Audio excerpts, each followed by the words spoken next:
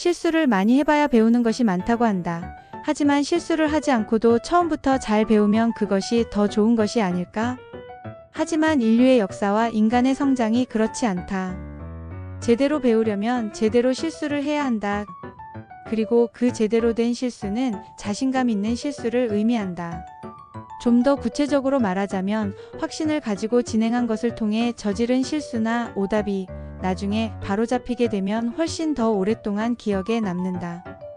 즉 과감하고 자신있게 틀려야 나중에 더 잘하게 되고 이는 우리에게 매우 중요한 메시지가 된다. 실수의 긍정적 측면에 관한 연구 실험 보고서가 있다. 사람들에게 문제를 주고 모르면 답을 쓰지 않아도 된다고 안내했다. 만일 답을 적었다면 자신이 적은 답에 얼마나 자신이 있는지도 확인했다. 하지만 출제된 문제는 대부분 사람들이 틀릴 수밖에 없는 문제이고 자신이 쓴 답에 대한 확신에 따라 상중하 3개 그룹을 나눴다. 답을 아예 쓰지 않은 그룹까지 포함해 총 4개 그룹이다. 일정 시간이 흐른 뒤 4개 그룹 모두에게 정답을 알려주고 다시 어느 정도 시간이 흐른 뒤 그 정답을 얼마나 잘 기억하는지를 관찰했다.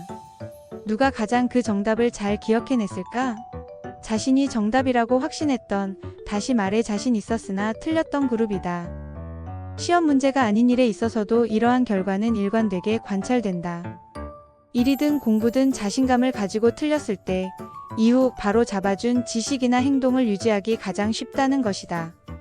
그렇다면 아예 답을 하지 않은 4번째 그룹에는 어떤 결과가 나왔을까? 시험으로 치자면 백지를 낸 것이고 일로 치자면 아무런 시도를 하지 않은 것이다. 관찰 결과 바로 잡은 정답이나 정확한 행동을 기억해내는 확률이 자신감 있게 틀린 그룹에 비해 절반에도 미치지 못했다. 실로 엄청난 차이가 아닐 수 없다. 이러한 현상에 대한 이유는 잘못된 기억이나 생각이 바로잡힐 때 사람은 훨씬 그 일에 더 주의를 기울이기 때문이다. 자신의 답에 확신을 가졌던 그룹일수록 그게 아니었어? 라고 하면서 자신의 모든 신경을 집중하기 때문이다. 이를 인지심리학에서는 주의의 포획 효과라고 한다. 이러한 결과들은 우리에게 어떤 메시지가 되는가? 실제로 많은 우수한 조직에서 일단 자신감 있게 무언가를 저지르게 만들고 있고 비록 실수가 있더라도 이후에 훨씬 더 일을 잘하게 되는 현상들이 나타나며 성과도 향상되기 때문이다. 실패 이후에 좀 더 나은 제품이나 전략이 나오고 있고 따라서 부담 없이 자신 있게 실수할 수 있는 심리적이고 물리적인 환경을 만들어줘야 한다. 이것이 바로 다시 할 수 있는 기회라는 것이다.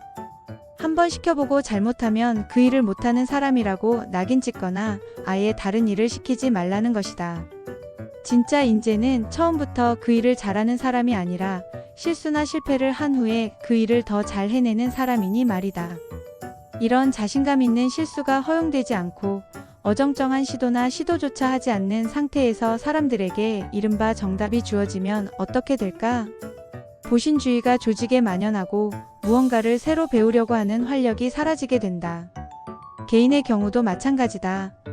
실수나 실패가 두려워 망설이거나 완벽한 준비가 되길 기다린다면 자신에게 기회는 오지 않는다. 기회란 실수나 실패를 두려워하지 않고 도전하는 사람들에게 신이 준 선물이기 때문이다.